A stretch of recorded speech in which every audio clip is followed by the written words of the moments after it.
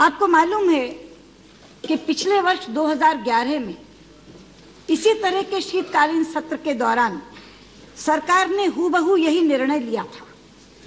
उन्होंने कहा था कि खुदरा व्यापार में 51% प्रत्यक्ष विदेशी निवेश को हम अनुमति देते हैं, और चारों तरफ से उस निर्णय का विरोध हुआ था।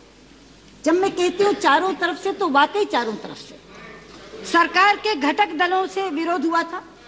उस समय तृणमूल कांग्रेस सरकार में शामिल थी, उन्होंने विरोध किया था। डीएमके सरकार में शामिल है, उन्होंने विरोध किया था। उनके दो प्रमुख समर्थक दल सपा और बसपा, उन्होंने विरोध किया था, और पूरे के पूरे विपक्ष ने तो विरोध किया ही था, और सदन की कार्यवाही बाधित हो गई थी। मैं इस बहस में मगर अपनी प्रमुख विपक्षी पार्टी भारतीय जनता पार्टी और एनडीए के दृष्टिकोण को समझने का प्रयास कर रहा था। मैंने काफी कोशिश करी कि भारतीय जनता पार्टी को किस बात का गुस्सा है, एनडीए को किस बात का गुस्सा है, वो किसके खिलाफ है। क्या वो मल्टी ब्रांड रिटेल के खिलाफ हैं या एफडीआई के खिलाफ हैं? क्योंकि जो प्रश्न हमारे सामने है वो मल्टी ब्रांड रिटेल, एफडीआई इन मल्टी ब्रांड रिटेल का प्रश्न। जहां तक मल्टी ब्रांड रिटेल की बात है, हमारे देश में चल रहा है। बहुत से stores, Reliance fresh, Bharti, big Bazaar, बहुत से इन स्टोर्स जो एनडीए के टाइम में शुरू हुए, एनडीए से पहले से चल रहे हैं। जाहिर है इन्होंने कभी उनकी खिलाफत नहीं करी, उनके खिलाफ नहीं बोले। तो ये मल्टी ब्रांड रिटेल के खिलाफ नहीं है, संगठित व्यापार के खिलाफ नहीं, तो क्या ये एफडीआई के खिलाफ है? एफडीआई के भी ये खिलाफ नहीं हो सकते। सुषमा जी स्वयं कल कुछ कह रही थी कि प्रधानमंत्री जी के साथ जाके एफडीआई को देश में लाने के लिए वे तैयार और प्रयास करने के लिए तैयार हैं। जब भारतीय जनता पार्टी एनडीए की खुद सरकार थी तो एफडीआई के नए नए आयाम, एफडीआई को ओपन करने के आयाम स्थापित किए गए। टेलीकॉम सेक्टर के कुछ सर्विसेज में एफडीआई खोला गया, टोबैको में, लिकर में, स्टील में, अल्कोहल में, कोयले में, यहां तक कि दवाइयों में, फार्मास्यूटिकल सेक्टर के अंदर भी एफडीआई एनडीए ने खोलने का काम किया। तो जाहिर सी बात है वो एफडीआई के भी खिलाफ नहीं, वो संगठित व्यापार के खिलाफ भी नहीं। हमारे देश के अंदर टाटा, बिरला, रिलायंस, पूर्ति, भारती, सभी मल्टी ब्रांड रिटेल के शॉप्स खोल रहे हैं। पूर्ति ग्रुप के स्टोर्स हैं, बड़े बड़े स्टोर्स हैं और खुल रहे हैं। और पूर्ति की वेबसाइट पे, जिस वेबसाइट में भारतीय जनता पार्टी के अध्यक्ष चेयरपर्सन है, उस वेबसाइट पे लिखा हुआ है the group set up multi-brand retail chain of supermarkets under the brand Purti Super Bazaar to cater to the urban middle class with fair price and good quality products, which with the aim to bridge the gap between the retailer and the farm producer. The group initiated Purti Agrotech, a packaging unit for farm produce for giving fair prices directly to the farmers. अच्छी vision. मैं मानता हूं कि पूर्ति group में भी सारा काम खराब नहीं हो रहा, कुछ काम वो भी अच्छा कर रहे हैं। मैं स्वागत करता हूं, मुझे लगता है कि मैं इससे सहमत हूं। जो पूर्ति ग्रुप की उस वेबसाइट पे लिखा हुआ है, जो उनका विजन है कि सीधा फार्मर को प्राइस दिया जाए, मैं उस बात से सहमत हूं। मगर इनका मुझे विरोध समझ नहीं है, इनका दृष्टिकोण समझ में नहीं आया। ये मल्टी ब्रांड रिटेल के भी खिलाफ नहीं है। इनके समय में बिग बाजार शुरू हुआ, पूर्ति ग्रुप शुरू हुआ।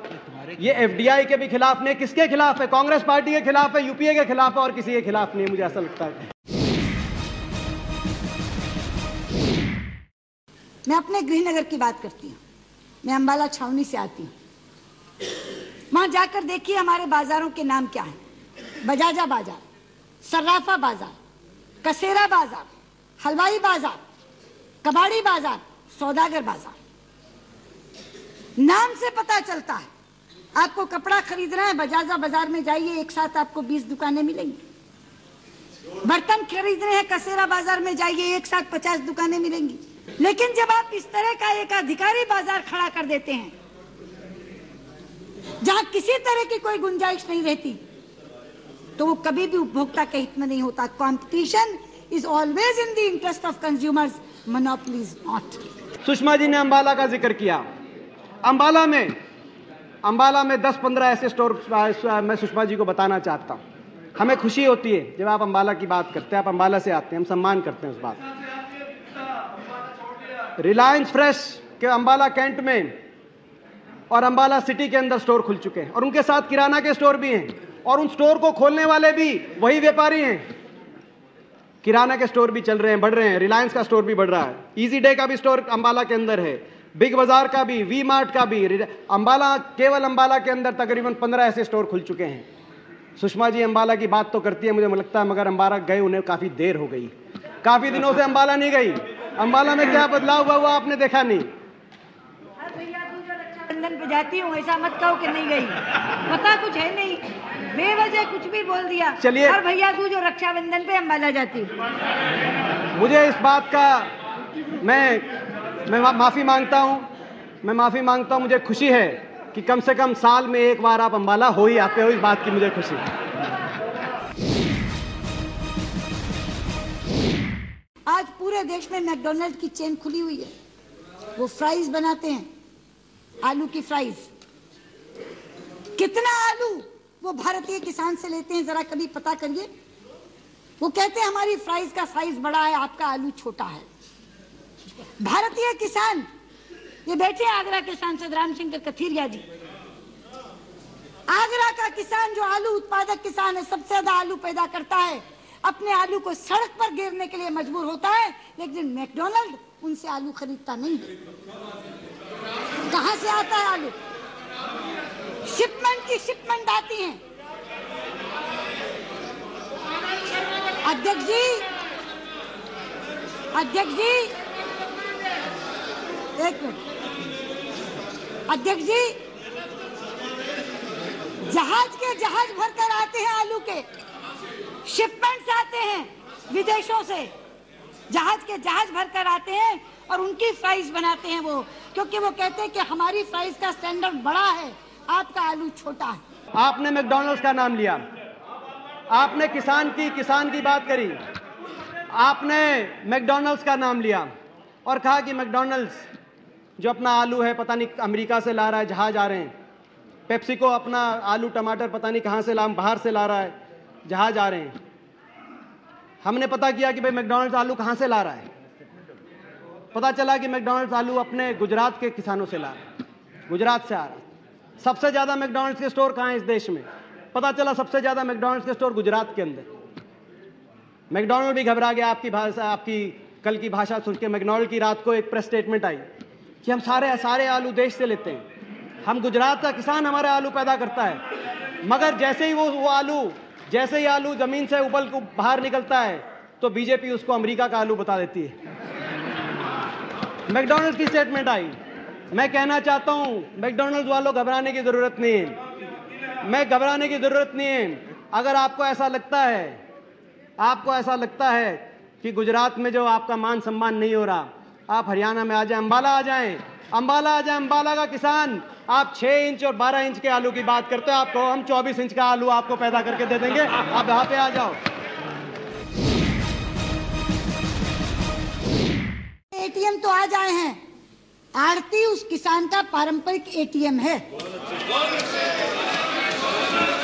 किसान को बेटी की शादी करनी हो, बुआ का भात भरना हो, बहन का छूछक देना हो, बच्चे की पढ़ाई करानी हो, बाप की दवाई करानी हो, सिर पे साफा बांधता है और सीधा मंडी में आरती किया जाकर खड़ा हो जाता है। वो उसे केवल विश्वास पर पैसा देता है। देश का किसान बेवकूफ नहीं है, देश के किसान को मूर्ख ना समझिए। जो किसान को ज्यादा भाव देगा, किसान अपना फसल उसको देगा, किसी और को नहीं देगा। अगर आड़तिया देगा तो आड़ती को देगा। जिनको आपने परंपरागत एटीएम का नाम दिया, आड़ती को, जो इसको आपने कहा कि भाई परंपरागत एटीएम और किसान और उस परंपरागत एटीएम को के एक रिश्ते को महिमा मंडित करने का काम जो किया, मैं ये कहना चाहता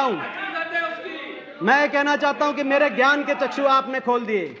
जब आपने परंपरागत एटीएम का नाम दिया और कहा किसान अपनी दुख में, अपनी बीमारी में, अपनी हारी में, ब्याह शादी में जब उसको मजबूरी होती है तो इनके पास पहुंचते हैं और वहां से इनको विश्वास के ऊपर पैसा मिल जाता है, जैसे दिन रात एटीएम से पैसा मिल जाता है। मैं आपकी जानकारी के लिए लाना चाहता हूं, विश्वास पे पैसा नहीं मिलता, ब्याज पे पैसा मिलता है। एटीएम जरूर हैं, दिन रात पैसे देने को तैयार जरूर हैं, मगर जब पैसा मिल जाता है तो एटीएम की तरह नहीं, इंटरनेशनल क्रेडिट कार्ड का ब्याज उस पैसे पे चलता है, और वो ब्याज का चक्कर इतना जबरदस्त होता है कि किसान की जान और जमीन जब तक इनके पास, और बहुत सी स्टडीज हैं, नाबार्ड की स्टडी है, मैं एक स्टडी कोट करना चाहता हूं, national institute of rural development की एक स्टडी से मैं कोट करना चाहता हूं, एंड आई कोट, यह स्टडी थी आंध्र प्रदेश और कर्नाटक के किसानों की इंडेटेडनेस की, कि वो इतने कर्ज के बोझ के तले क्यों दबे हुए हैं, सुसाइड इतनी क्यों हो रही है। In many cases extreme step of suicide was taken recourse due to heavy pressure and humiliation from private money lenders. This is mainly because of the tie-up, जो आप tie-up की बात कर रहे थे, विश्वास के रिश्ते की जो बात कर रहे थे, this is mainly because of the tie-up that farmers, especially small and marginal and medium level farmers, had with the middlemen and the traders, who also act as input suppliers, money lenders and traders in agriculture commodities. एक ये नाबार्ड की भी study है, बहुत सी स्टडियां हैं, मगर मैं आपको दोष नहीं देना चाहता। आपकी विचारधारा हो सकती है, आपकी विचारधारा उन एटीएम्स के प्रति हो सकती है, वो जो बीच के एटीएम जिनको आप परंपरागत एटीएम कहते हैं, उनको लेके आपकी विचारधारा होती है। मैं सम्मान करता हूं आपके विचारधारा का, क्योंकि हम उस बात से सहमत नहीं है, मगर सम्मान कर सकते हैं। मैं आपको सुझाव भी देना चाहता हूं, आप इस विचारधारा को लेके और उस परंपरागत एटीएम बीच में जो साहूकार किसान को चूसने का काम करता है, उसको अपना ब्रांड एम्बेसडर बना के 2014 में आप लोकसभा चुनाव में जाके देखें, आपको इस देश के लोग बताएंगे।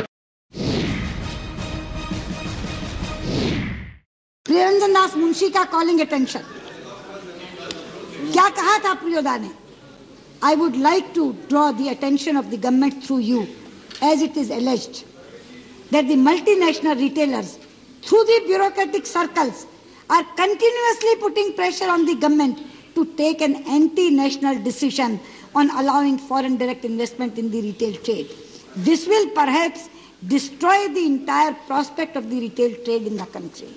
एक फर्क है, जब प्रियरंजन दास मुंशी जी ने इसके विरोध में बयान दिया था और बारी बारी उनका नाम लिया गया, दास मुंशी जी का नाम लिया गया, जो अपने जीवन के लिए लड़ाई लड़ रहे हैं, ये कैसी संसद की गरिमा है। उनके एक बयान को, क्योंकि वो अपना पक्ष नहीं रख सकते, उनके एक बयान के बारे में बारी बारी कहा गया। मुझे लगता है कि जब उन्होंने इसका विरोध किया था, उस वक्त जो नोट था 2004 में, एनडीए का जो नोट था, वो पूरे देश में और 100% एफडीआई और 53 शहरों में नहीं, पूरे देश के अंदर खोलने का उनका रहा था, इसीलिए उन्होंने विरोध किया। सेफगार्ड नहीं थे, इनकी नीति में कोई सेफगार्ड नहीं थे। छोटे शहरों के लिए, ग्रामीण व्यवस्था के लिए, कोई ग्रामीण अंचल के लिए सेफगार्ड नहीं थे। वो नोट का जो विरोध होगा, मेरे को लगता है वो उस विरोध उस बातों को लेके किया गया हो। इस नीति के अपने दुष्परिणाम खुदरा व्यापार पे क्या होंगे, अब मैं वो आपको बताना चाहती हूँ। पूरे विश्व का ये अनुभव है कि जहां जहां एफडीआई मल्टी ब्रांड रिटेल में आई है, वहां का खुदरा व्यापार खत्म हो गया है, छोटी शॉप समाप्त हो गई। विरोध करने का अधिकार आप लोगों को है, विरोध आप लोग कर सकते हैं, विपक्ष में आप लोग बैठते हैं, विरोध आप लोग कर सकते हैं, और विरोध की कोई आदत नहीं, विरोध की कोई आदत इनकी नहीं, विरोध ये शुरू से करते रहे।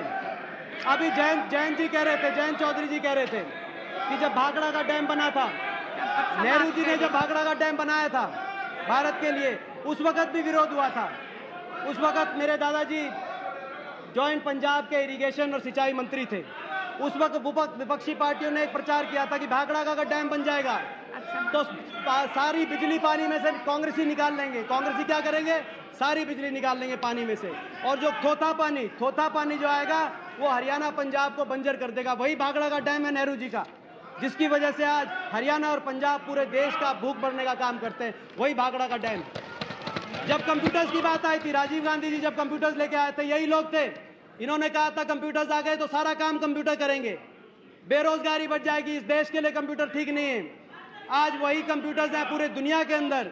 भारत एक कंप्यूटर सुपर शक्ति के रूप में जाना जाता है, आज वही कंप्यूटर मैं कहना चाहता हूँ। जब गैट और डब्ल्यूटीओ के डंगन ड्राफ्ट के समझौते पे गैट पे फैसला होने लगा था, तो एक प्रचार चलाया था कि अगर ये ड्राफ्ट आ गया तो 5 साल के अंदर हमारा देश अमेरिका का गुलाम हो जाएगा।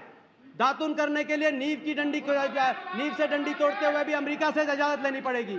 आज वही नींव है, वही डंडी है, वही दातुन है। मैं इनसे पूछना चाहता हूँ, ये जब मेट्रो की बात आई थी, कुछ लोग कहने लगे जब मेट्रो की बात आई कि जो ऑटो रिक्शा और रिक्शा वाले बेरोजगार हो जाएंगे। आज वही मेट्रो है दिल्ली के अंदर, जिसकी वजह से बहुत से ऑटो रिक्शा वाले अपने रोजगार उस मेट्रो की आज एफडीआई का विरोध कर रहे हैं, न्यूक्लियर डील का विरोध कर रहे थे, आज एफडीआई का विरोध कर रहे हैं। मैं ये कहना चाहता हूँ कंक्लूजन में, कंक्लूड करते हुए मैडम कहना चाहता हूँ, एक तरफ देश के विरोध की राजनीति है, देशवासी भी देख रहे हैं, देश को, और दूसरी तरफ देश के आगे लेके जाने की राजनीति है, विकास की राजनीति है। देश वालों को भी मैं आपके माध्यम से कहना चाहता हूं, उनको भी चुनना है, विरोध की राजनीति आगे आने वाले समय में उनको ठीक रहेगी या विकास की, देश को आगे लेके जाने की। अभी एक रैली हुई थी एफडीआई के पक्ष में, कांग्रेस की रैली, सारे शीर्षस्थ नेता उसमें गए थे, सोनिया जी समेत सबने उसको संबोधित किया था। वहां सोनिया जी ने बोलते हुए एक बात कही, उन्होंने कहा कि इस जैसी इतने कम समय में इतना विकास करने वाली सरकार कोई देखी है? कहा था ना सोनिया जी आपने, मैंने टीवी पे सुना था, आपने कहा था इतने कम समय में, एक मिनट, इतने कम समय में इतना विकास करने वाली कोई सरकार देखी है? अध्यक्ष जी मैं तो हैरान रह गई कि वो बोल क्या रही हैं। मैं बताती हूँ गलत क्या है। अरे 1952 से लेकर 2012 तक 60 वर्षों में से 50 वर्ष कांग्रेस की ही सरकार रही है। सुषमा जी ने कल आखिरी बात की, क्या कहा?